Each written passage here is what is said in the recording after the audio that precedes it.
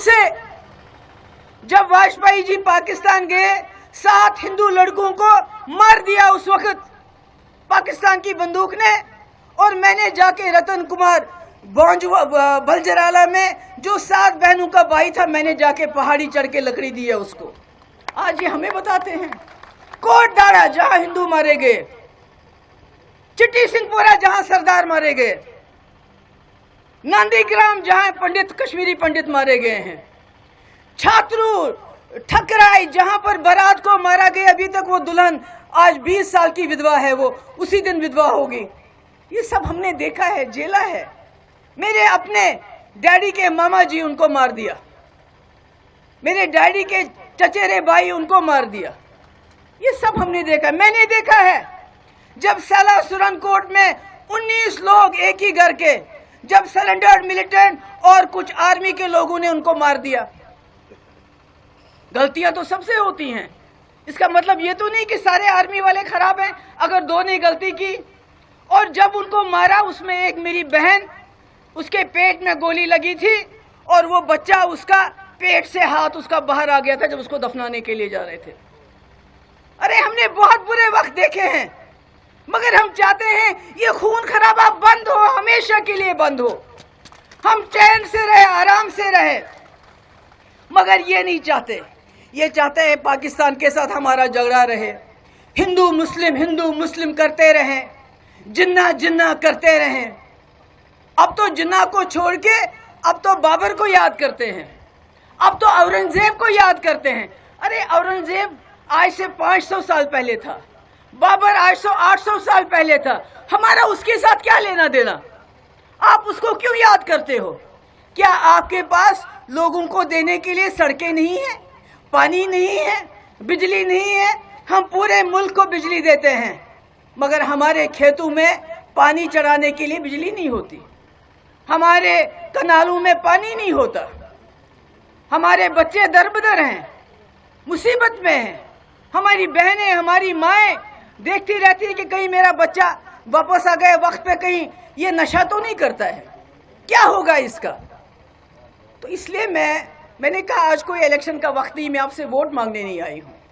मैं आपसे ये कहने आई हूँ कि एक कांग्रेस जमात ने 50 साल बड़े गलत काम भी किए होंगे, मैं नहीं कहती सब ठीक किया, मगर उन्होंने इस मुल्क को संभाल के रखा, हिंदू भाई को संभाल के रखा, मुसलमान को संभाल के रखा, मुल्क को तोड़ने नहीं दिया। ये लोग मुल्क को तोड़ना चाहते हैं। एक पाकिस्तान जिन्ना ने बनाया, ये कई पाकिस्तान बनाना चाहते हैं। हिंदू मुसलमान, दलित राजपूत, दलित ब्राह्मण करना चाहते हैं। मेरे हिंदू भाई आज सोचते होंगे अरे कोई बात नहीं, अभी तो मुसलमानों पे कर रहे हैं। आज ये मुसलमान बच्चियों को कहते हैं सर पे दुपट्टा मत रखो। हिजाब क्या होता है? हिजाब होता है सर पे दुपट्टा, जैसी मेरी बहनों ने रखा है। आज इनको मना करते हैं सर पे हिजाब रखने से, दुपट्टा रखने से मुसलमान बच्चियों को। कल को ये बोलेंगे आपको सिर्फ भगवा कलर पहनना है, तो क्या पहनोगे? आज ये कहते हैं तिरंगा छोड़ दो, भगवा लगाओ यहाँ पर, तो क्या तिरंगा छोड़ के भगवा लगाएं क्या? भगवा झंडा लगाएं क्या? अरे ये हिंदुस्तान एक गुलदस्ता है जिसको सारी दुनिया देखती है। क्यों देखती है? पाकिस्तान को क्यों नहीं देखती? चीन को क्यों नहीं देखती? इसलिए देखती है हिंदुस्तान को। यहाँ हिंदू, मुसलमान, सिख, ईसाई, बौद्ध सब मिलजुल के रहते हैं। मेरा बचपन हिंदू घर में गुजरा है। जम्मू में मैं कॉलेज में पढ़ी हूँ 4 साल, सेठी साहब के घर में, और कई बार मुझे मौका मिला लड़कियों के साथ वैष्णो माता जाने का। जब मैं वहाँ से थक हार के वापस आती थी तो सेठी साहब की जो आंटी थी, जो उनकी मिसेस थी, वो मेरी टांगे गर्म पानी से धोती थी क्योंकि मैं थक जाती थी। ये हमने देखा है। ये नहीं देखा कि इसके फ्रिज में देखो क्या है, अगर मीट है तो इसको मार मार के इसकी जान निकालो। हमने बड़े चाव के साथ बीजेपी के साथ ये सोच के सरकार बनाई कि वाजपेयी जी के रास्ते पे चलेंगे, मगर इन्होंने मुल्क के अंदर वो माहौल बनाया कि जो रास्ते में मिला, अगर उसके हाथ में खुदा ना खासा गाय का मांस नहीं होता था, कोई दूसरा मांस होता था, तब भी उसको पकड़ के मारते थे। कश्मीर में रिएक्शन हो गया, कश्मीर में लोगों ने पथराव करना शुरू कर दिया। उन्होंने कहा ये पीडीपी वालों को क्या हो गया, किस बीजेपी के साथ ने हाथ मिलाया जो हिंदू मुस्लिम करके मुसलमानों को मरवाना चाहती है। और 2 साल तक पथराव रुका नहीं, क्योंकि जो दिल्ली में होता था, जो मुल्क के अंदर होता था, उसका रिएक्शन कश्मीर में होता था। आज मेरी आप सबसे सिर्फ ये विनती है, इस मुल्क को बचाओ, इस मुल्क को बचाओ।